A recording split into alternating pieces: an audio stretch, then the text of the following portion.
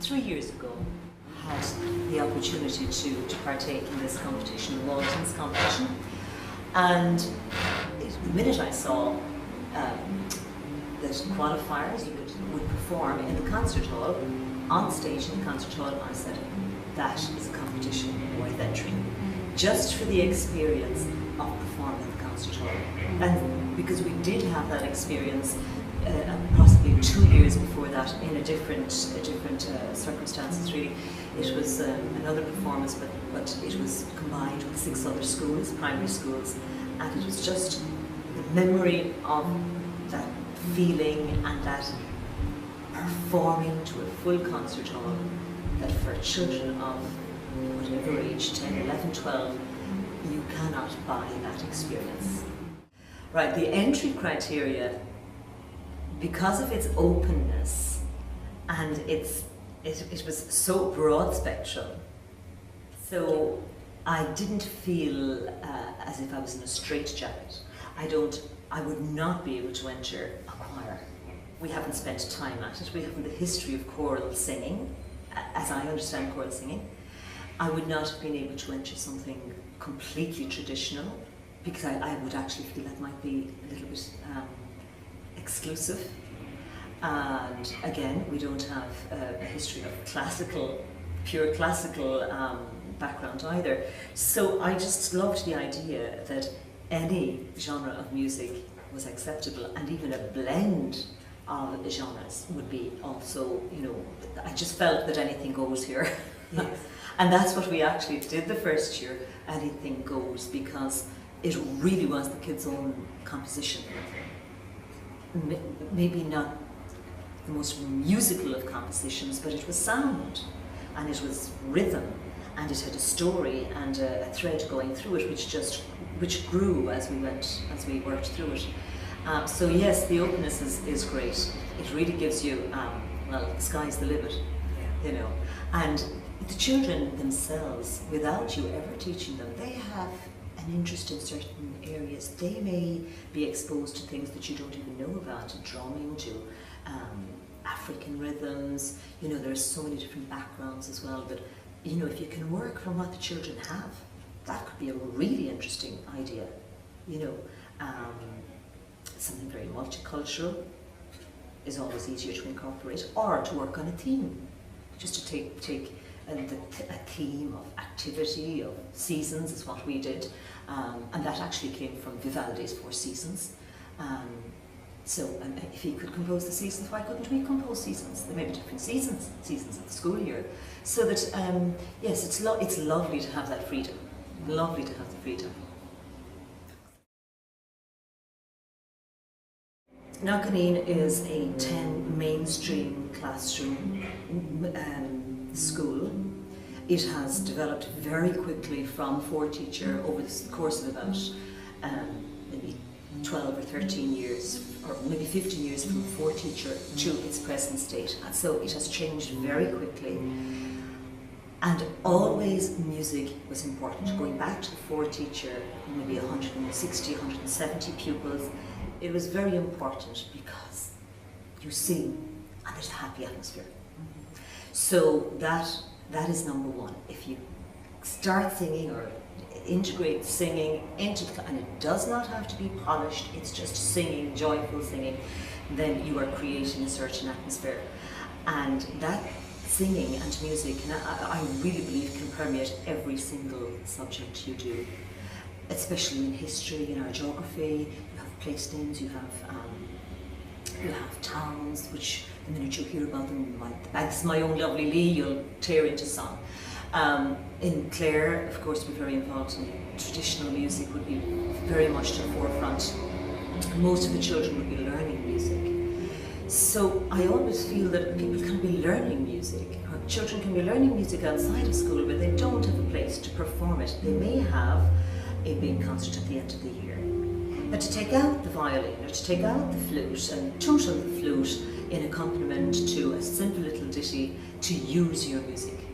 You also, I think, have to remember that in the classroom there are children who are not exposed to music. They're not exposed to listening to music, and listening to music, it's probably a skill that young people have to be trained in as well, or they will hear but they won't listen. You know, they have to learn how to listen, and they do come to appreciate them.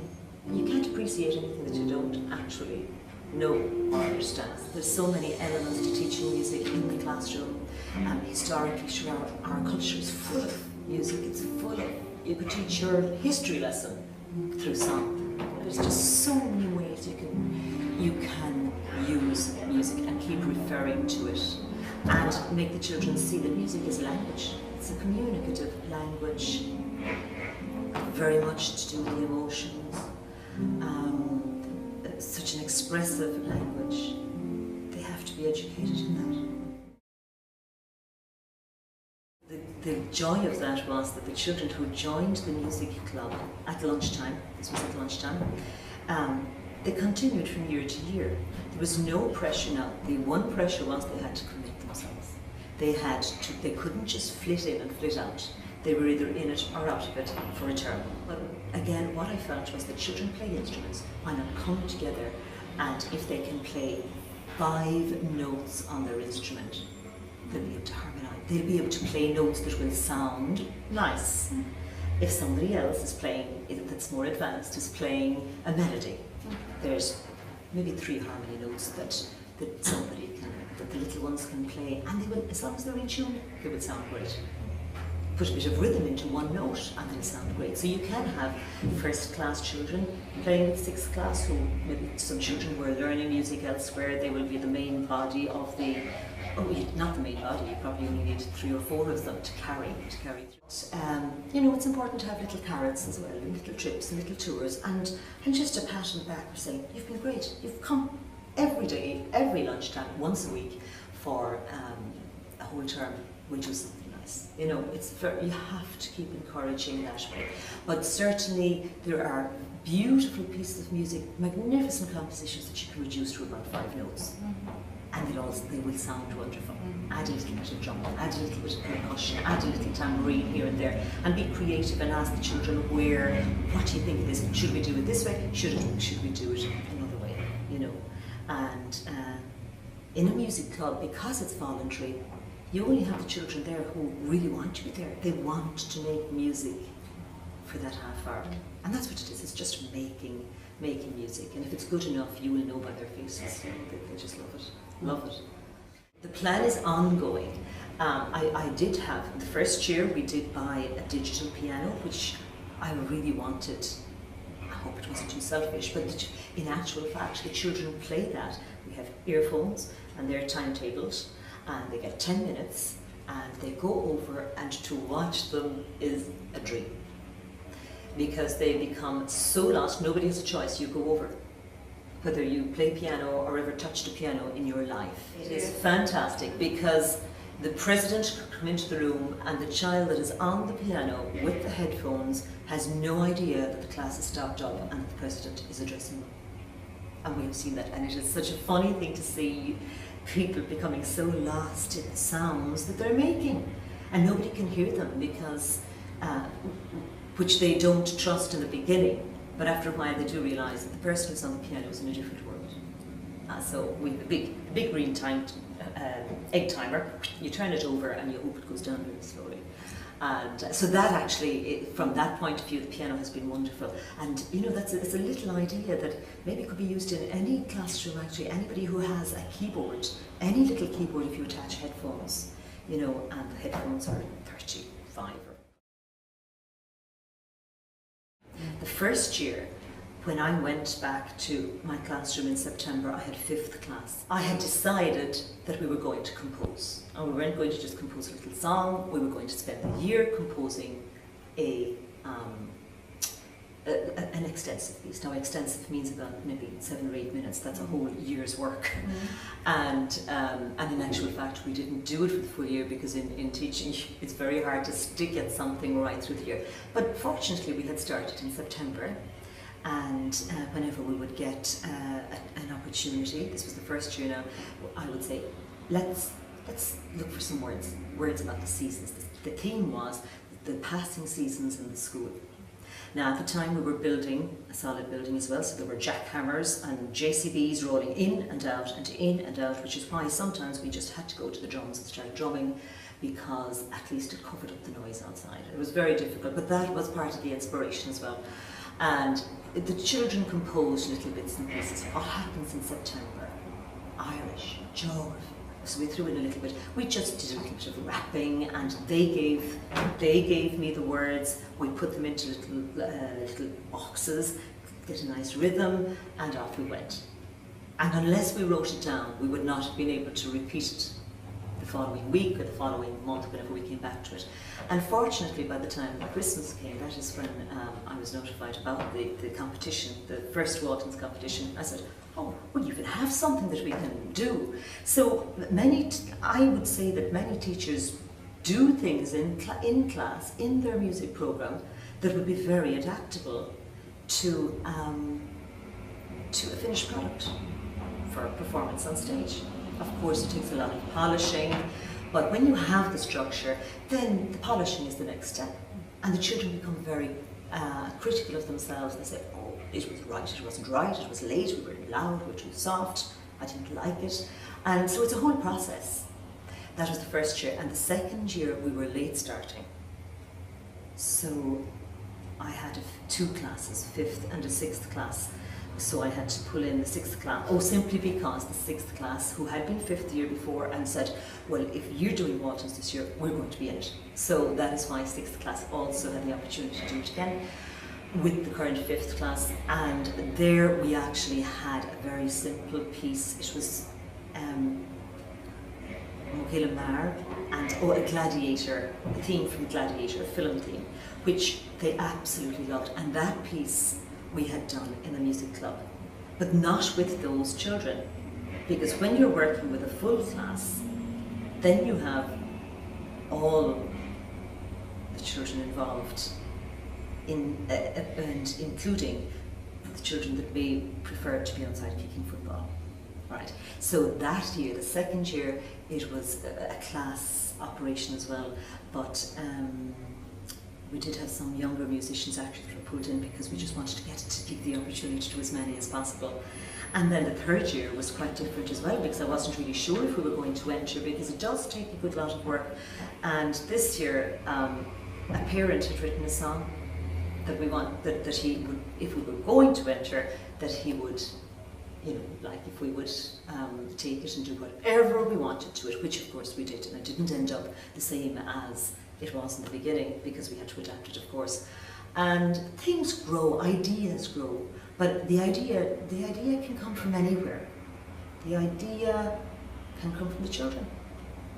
For composing, sometimes children they don't really get the structure of composing.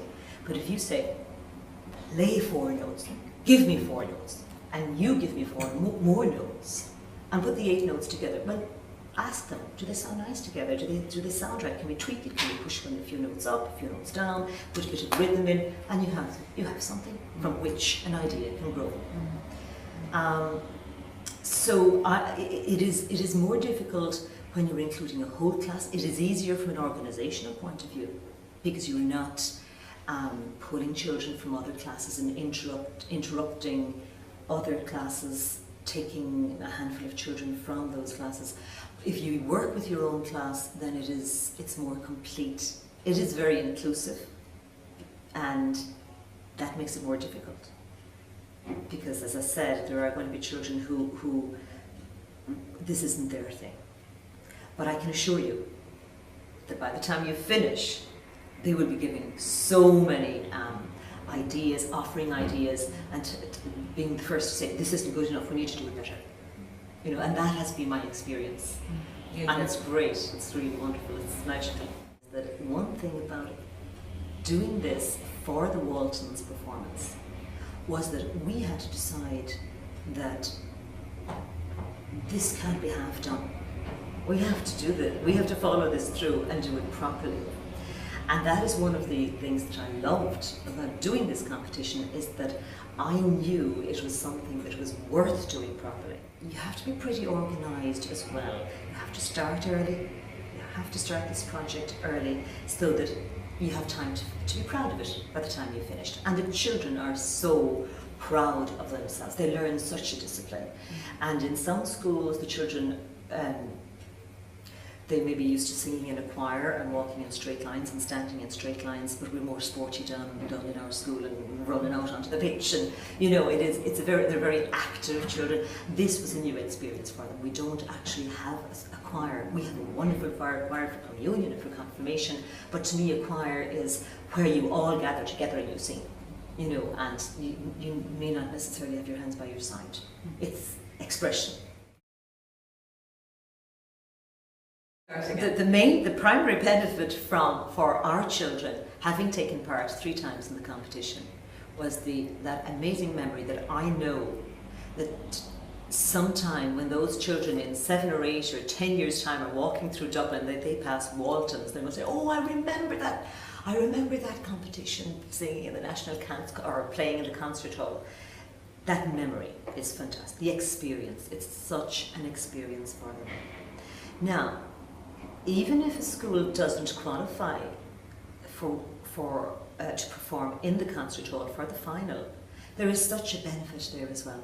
Because I quite literally said, well, this year, if we don't qualify, that is fine, because we had put a lot of work into it, and I know that it is the process of working from scratch. First of all, trying to encourage the ones that are more difficult to encourage to partake. You know, that is hard work, but you see a growth, you see a development. It is like a long journey, and you finally say, you know, that's as good as we can bring this piece of work, this piece of art. That's as good as we're going to get.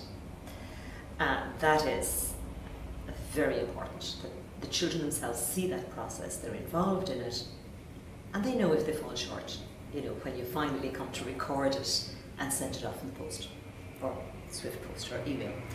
The other thing is the exposure that the children get to, in our case, the exposure that children got that again hadn't been exposed to taking part in a musical process or a musical production, we'll say. The exposure to the whole organisation of timing, to rhythm, to all the elements of music. The joy of it is just a huge benefit. It is, I mean, really that's what it's about, the joy of music making. And even for children who don't make music, who haven't been to music lessons, they are part of it. They can shake a shaker, they can tap a tambourine, and you know, so many children have actually bought bodhrans and shown so much more interest in music making since we started doing this. I also think that I loved how the children were exposed to almost professionalism, well, yes, to the professionalism, to the professional side of music.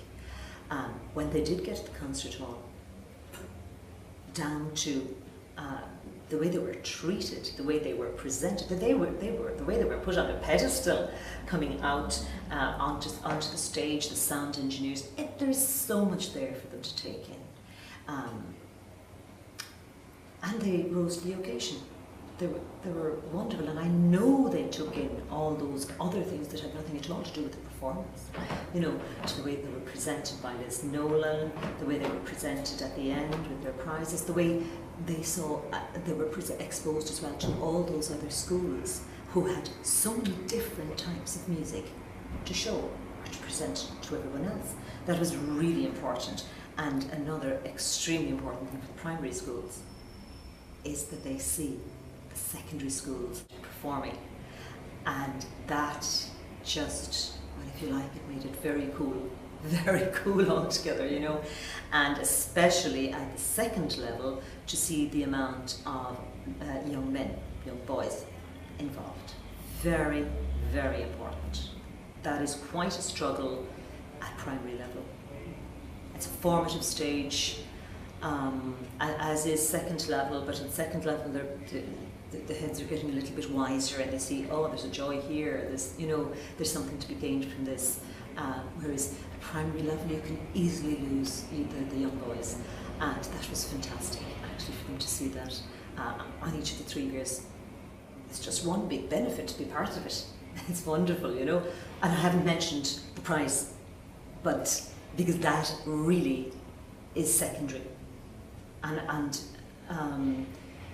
I really mean that. We initially entered this for the experience, you know, and it was truly experiential. Wonderful. So I would really encourage every school that got wind of the word of this competition, have a go, because there is no right or wrong. There's doing what you do and trying to bring it to as high a standard as you can with what you have in front of you to work with. We have as many in one class, many children in one class, as a school might have on their rule books, you know, and that has to be, you have to take that into account. You know, so you work with what you have.